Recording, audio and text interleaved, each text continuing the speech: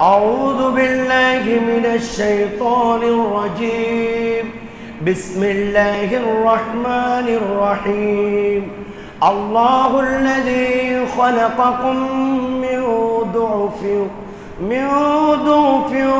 ثم جعل من بعد ضعف قوة ثم جعل من بعد قوة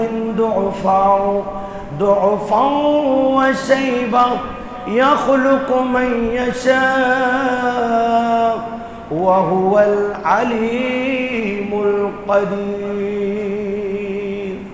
صدق الله المولانا العظيم وبلغنا على رسوله الكريم ونحن على ذلك من الشاهدين والشاكرين ربي صل وسلم دائما أبدا على حبيبه خير الخلق كلهم আল্লাহর মাহবুব নবী রাহমাতুল লিল আলামিন উনি আমাদের মতো যুবক ছিলেন।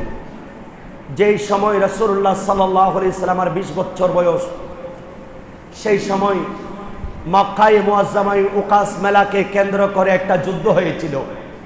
যুদ্ধের নাম হারবুল ফুজ্জার, অধর্মের যুদ্ধ, অন্যায় যুদ্ধ। অন্যায় যুদ্ধ এই জন্য বলা হয় কারণ আরবের মধ্যে সিস্টেম ছিল আশহুরুল হুরুম, যে 4টা মাসের মধ্যে যুদ্ধ বিগ্রহ করা হারাম। এই সকল মাস যুদ্ধ বিগ্রহ হতো না, কিন্তু এই মাসে যখন যুদ্ধটা হয়েছে সেজন্য এটার নাম হারবুল ফুজ্জার। আল্লাহর নবী বলেন সেই যুদ্ধে আমি অংশগ্রহণ করেছি, আর আমিও সেই যুদ্ধের মধ্যে আমার চাচা যখন জয়লাভ করলো, উনি সবাইকে নিয়ে একটা মেজবানির ব্যবস্থা করলেন। সেই মেজবানির মধ্যে সবাইকে দাওয়াত করিয়ে খাবার খাওয়ালেন। আমি সব কিছু দেখছি, তখন আমি যুবক। আমি দেখলাম আমার চাচা যিনি জয়লাভ করেছেন উনি বলছেন, যেহেতু এই যুদ্ধ বিগ্রহ এগুলি তো খারাপ জিনিস, একজন আরেকজনের রক্তপাত করা, একজন আরেকজনের প্রতি হাত তোলা, একজন আরেকজনের বিরুদ্ধে অন্যায়ভাবে জুলুম করা, অন্যের মাল গজব করা, এগুলা তো সব কিছু অন্যায়। চলো আমরা একটা সংগঠন করব, যেই সংগঠনটার নাম হবে হিলফুল ফুজুল, অর্থাৎ ফজল নামীয় ব্যক্তি। আমরা সবাই মিলে একটা সংগঠন করব। রাসূলুল্লাহ সেই বৈঠকের মধ্যে ছিলেন। নবীজি বলছেন আমি খুশি হয়েছিলাম। সেই সংগঠনটা করার পর তারা সবাই ওয়াদাবদ্ধ হলো, আজ থেকে আমাদের মহল্লায়, আমাদের সমাজে আর কাউকে অন্যায় কাজ করতে দেব না। একজন আরেকজনের উপর হাত তুলতে পারবে না, একজন জুলুম করে আরেকজনের মজলুমের খাবার ছিনিয়ে নিতে পারবে না, সম্পদ ছিনিয়ে নিতে পারবে না, এক গোত্র আরেক গোত্রকে অন্যায়ভাবে আক্রমণ করতে পারবে না। এই সকল কর্মকাণ্ডের মাধ্যমে আমরা আমাদের সমাজ প্রতিষ্ঠা করব।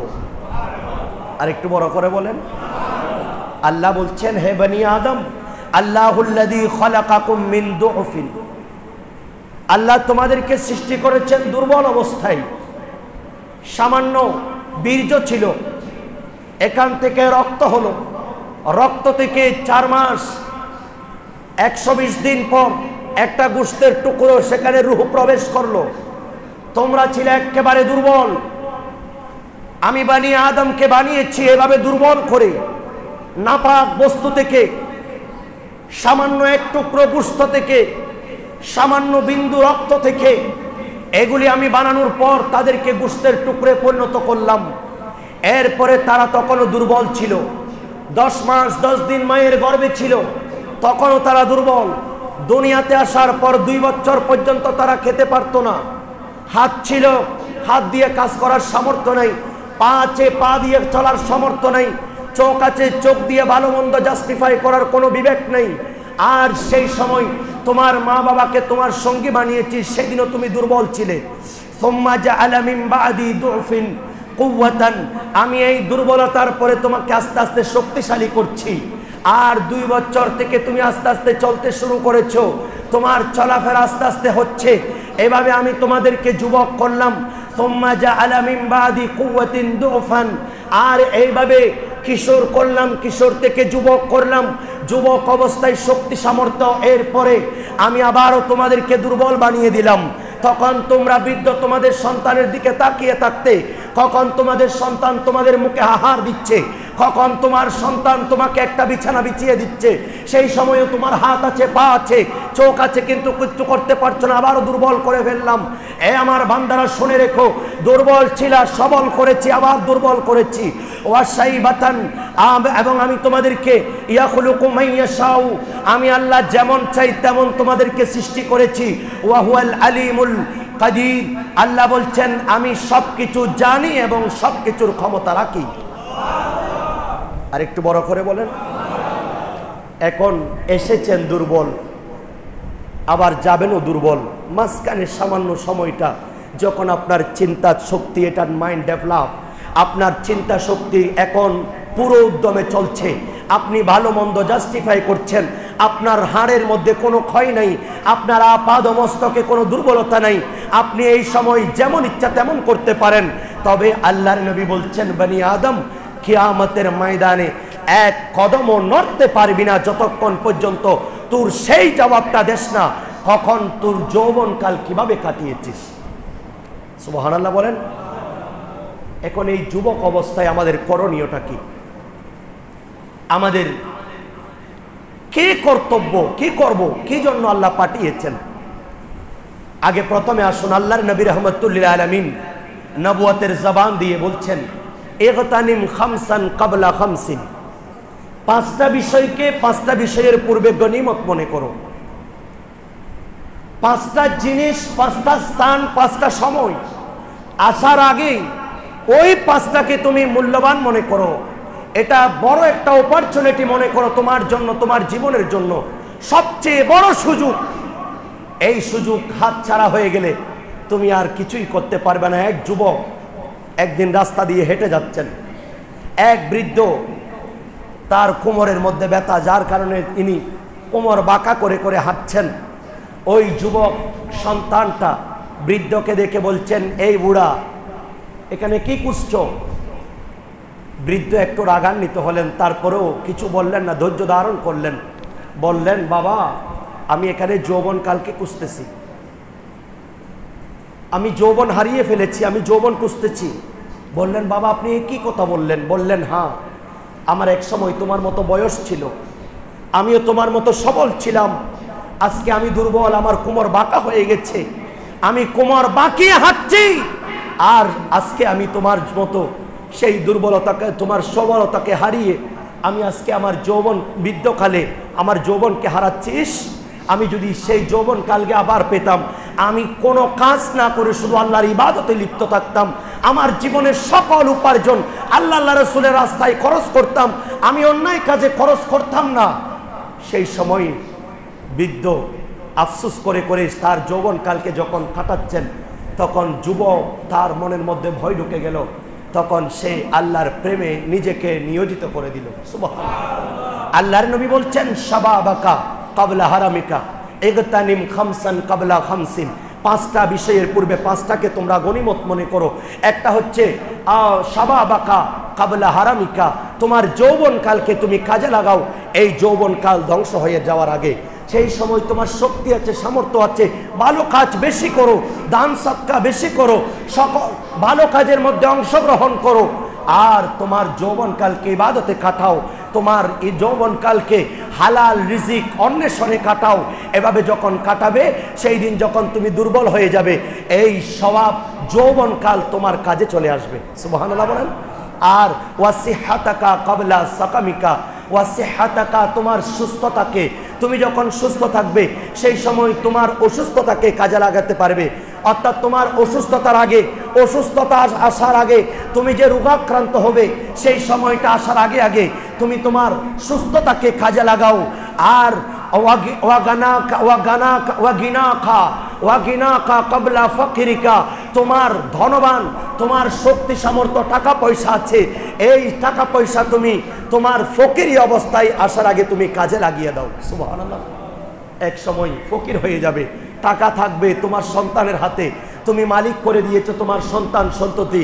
হয়তো সন্তান যদি সুসন্তান না হয়, কুসন্তান হয়, তুমি বাবাকে বঞ্চিত করবে, তুমি মাকে বাবাকে বৃদ্ধাশ্রমে পাঠাবে। তুমি যদি তোমার সন্তানদেরকে উপযুক্ত শিক্ষা দিতে না পারো, নৈতিকভাবে তাদেরকে মাইন্ড ডেভেলপ করতে না পারো, আল্লাহ আল্লাহ রসুলের ভয় তাদের অন্তরে ঢুকিয়ে দিতে না পারো, আল্লাহ আল্লাহ রসুলের পথে যদি তাদেরকে আনতে না পারো, এরা তোমার সম্পদ কেড়ে নিয়ে তোমাকে ঘরছাড়া করবে। আর যখন তুমি মা বাবা মারা যাবে, তোমার সন্তান তোমার সম্পদ দিয়ে বাহাদুরি করবে, সেই সম্পদ দিয়ে সেই অবৈধ পথে খরচ করবে। সেজন্য তোমার এখন সামর্থ্য আছে, তোমার হাত আছে, ধনবান আছে, তুমি এক পথে ইনকাম করছো, আরেক হাতে তুমি বেলা হিসাব দান করো, সেই দিন বৃদ্ধ অবস্থায় তোমার সেই সম্পদ তোমাকে ফকির বানাবে না। সুবহানাল্লাহ। আর আল্লাহর নবী বলছেন ওয়া ফিরাগাকা ক্বাবলা শুগলিকা, আর তুমি যখন অবসর থাকবে, তোমার এখন ফ্রি টাইম আছে, এই ফ্রি টাইমকে তোমার কাজে লাগাও। যখন তুমি ব্যস্ততা হয়ে যাবে, সেই সময় চতুর্দিকে ব্যস্ততা।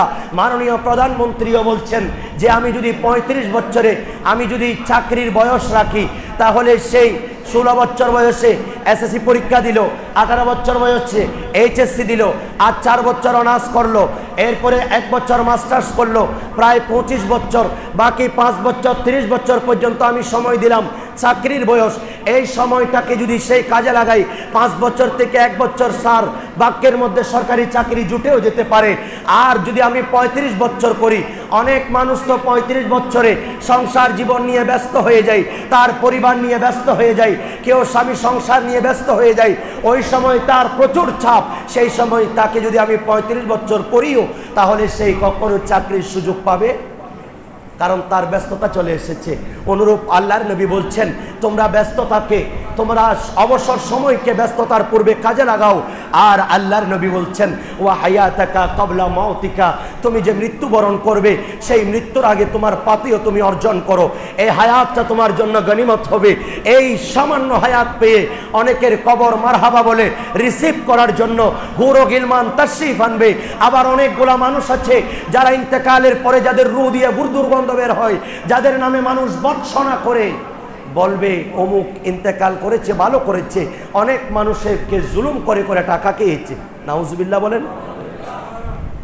এই সামান্য হায়াতটা পেয়ে আপনি যদি মূল্যবান করতে পারেন, মূল্যায়ন করতে পারেন, এই হায়াতটাকে যদি কাজে লাগান, আল্লাহর কসম আপনার মৃত্যুর পূর্বে যখন হায়াতকে কাজে লাগিয়েছেন, আর জমিন আপনাকে বলবে আজকে তুমি আমার পেটে এসেছো, তুমি জমিনের উপর যখন চলেছো তখন তোমার মধ্যে ভয় ছিল যে আমার পেটে তোমাকে আসতে হবে, সেই জন্য তুমি সব সময় সে চিন্তা করে তোমার দিন আতিপাত করেছো, তোমার জীবনকে চালিয়েছো। আজকে আমি কবর তোমার সাথে সুন্দর আচরণ করব। বড় করে বলেন। আল্লাহর নবী বলেন লা তাজুলু কদমু ইবনে আদম, আল্লাহর নবী বলেন কাল কিয়ামতের ময়দানে বনি আদম এক কদমও নড়াচড়া করতে পারবে না। ইয়াউমাল কিয়ামাতি মিন ইনদি রাব্বিহি, আল্লাহর কুদরতি দরবার থেকে, আল্লাহর কুদরতির সামনে থেকে এক পাও নড়াচড়া করতে পারবে না, পিচ্ছিল হবে না। হাত্তা ইয়াসআলা আন খামসিন, আল্লাহর নবী বলেন যতক্ষণ 5টা উত্তর সেই দিবে না। ওই আল্লাহর নবী বলেন আন উমরিহি ফিমা আফনাহু, তার বয়সটা সেই কোথায় কাটিয়েছে, 20 বছর, 30 বছর, 40 বছর, 50 বছর, 100 বছর হায়াত পেয়ে এই হায়াতটা কিভাবে কাটিয়েছে। প্রত্যেকটা সেকেন্ড, প্রত্যেকটা মিনিট, প্রত্যেকটা সময়, প্রত্যেকটা জীবন, প্রত্যেকটা বছরের হায়াত আপনাকে হিসাব নিকাশ দিয়ে আল্লাহর সামনে থেকে নড়াচড়া করতে হবে। বড় করে বলেন।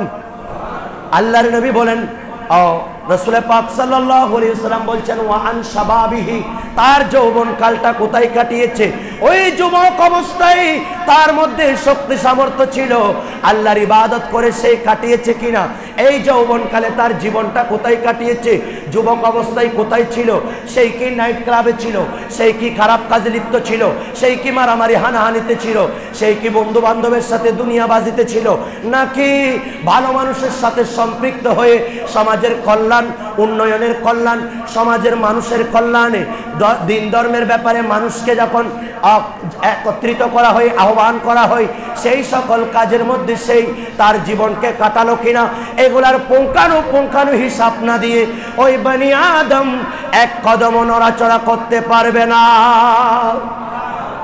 আল্লাহর নবী বলেন ওয়া আন শাবাবিহি ফিমা আবলাহু, তার যৌবনকালকে কোথায় কাটিয়েছেন, ওয়া মালিহি মিন আইনা ইকতাসাবাহু, আল্লাহর নবী বলেন ওই ব্যক্তি কোন উৎস থেকে টাকা ইনকাম করেছে, তার আয়ের সোর্স কি ছিল, তার ইনকাম সোর্স কি ছিল, তার আয়ের উৎস কি ছিল, হালাল ব্যবসা নাকি সুদ, তার ব্যবসার মধ্যে কোনো ধরনের ভেজাল ছিল কিনা, তার চাকুরির মধ্যে কোনো ধরনের ঘুষ ছিল কিনা, তার চাকুরি নকুরির মধ্যে কোনো ধরনের আকল দুনিয়াবি স্বার্থ ছিল কিনা, তার রিজিকের মধ্যে কোনো মানুষের, তার এই সম্পদের মধ্যে কোনো মানুষের মাল ঢুকেছে কিনা।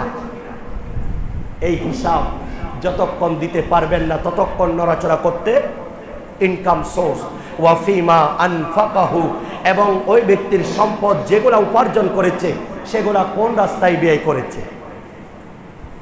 সেজন্য ওয়ামাদা আমিলা ফিমা আলিমা, যা শুনেছেন এখান থেকে কি আমল করেছেন, ওয়াজ শুনেছেন, নসিহত শুনেছেন, জুমার মসজিদে আলেমদের জবানে কোরআন সুন্নাহ শুনেছেন, সেখান থেকে কি আমল করেছেন, এই জবাব যতক্ষণ দিবে না বনি আদম কখনো নড়াচড়া করতে পারবে। আল্লাযীনা ইউনফিকুনা আমওয়ালাহুম, এভাবে অনেক আয়াত আছে যারা আল্লাহর রাস্তায় ভালো পথের মধ্যে ব্যয় করে। নবীজি বলছেন তোমরা যে সম্পদ করছো মূলত 3 শ্রেণীর সম্পদ ছাড়া কিছুই তোমাদের নয়। একটা হচ্ছে তোমার পরিবারের জন্য যেগুলা ব্যয় করেছো, আরেকটা হচ্ছে তোমার পোশাক আশাকের জন্য, পরিবারের বস্ত্রের জন্য যেগুলা তোমরা ব্যয় করেছো, আর একটা হচ্ছে যেটা তোমরা আল্লাহ রাসূলের রাস্তায় দান করেছো। এই সম্পদ ছাড়া তোমাদের আর কোনো সম্পদ নাই, এগুলাই আল্লাহর কাছে জমা থাকবে। সেই জন্য এখন আপনার ইনকাম সোর্স আপনার হাতে, ভালো কাজে প্রতিযোগিতা করুন, ভালো কাজে অন্তর খুলে দান করুন। এক সময় আপনার সান্নিধ্যে বৃদ্ধকাল চলে আসবে, টাকা নাই, আপনার মন চাইবে একটু ভালো কাজে ব্যয় করার, কিন্তু আপনার সেই সামর্থ্য থাকবে না।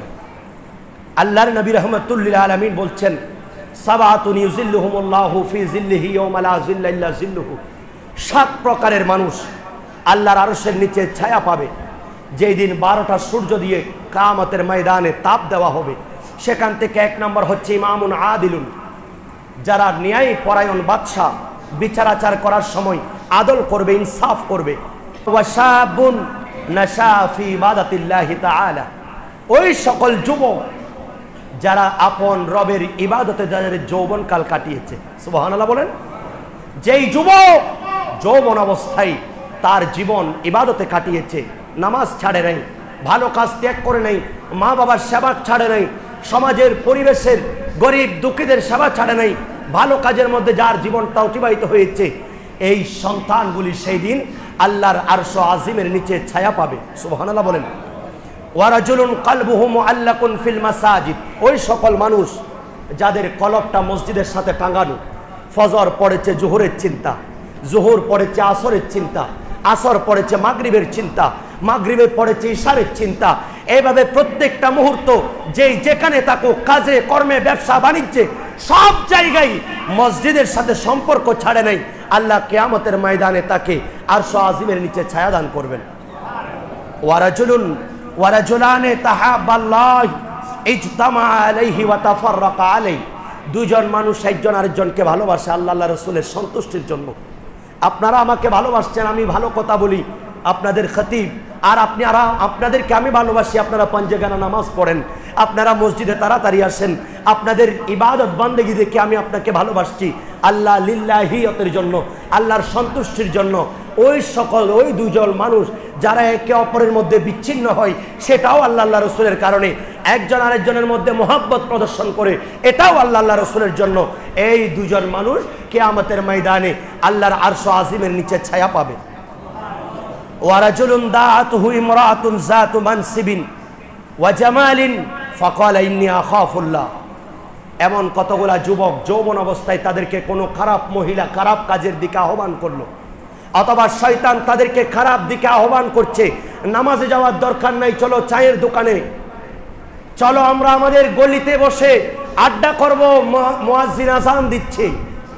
আপনাকে শয়তান ওদিকে আপনার মাইন্ডকে সেট আপ করে দিল, অথবা কোনো একজন খারাপ মহিলা আপনাকে খারাপ উদ্দেশ্যে রাখলো, আপনি সেই সময় বলছেন আপনার বন্ধুকে, খবরদার, ইন্নী আখাফুল্লাহ, আমি আল্লাহকে ভয় করি।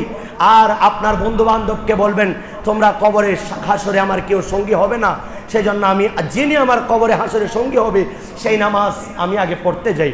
তখন আপনি যখন এটাকে পরিত্যাগ করে এই খারাপ কাজ থেকে ডিভাইড হয়ে আপনি যখন আল্লাহ রসুলের দিকে চলে আসলেন, এই সন্তানটা, এই মানুষটা কিয়ামতের ময়দানে আল্লাহর আরশ আজিমের নিচে ছায়া পাবে। আর একটু বড় করে বলেন।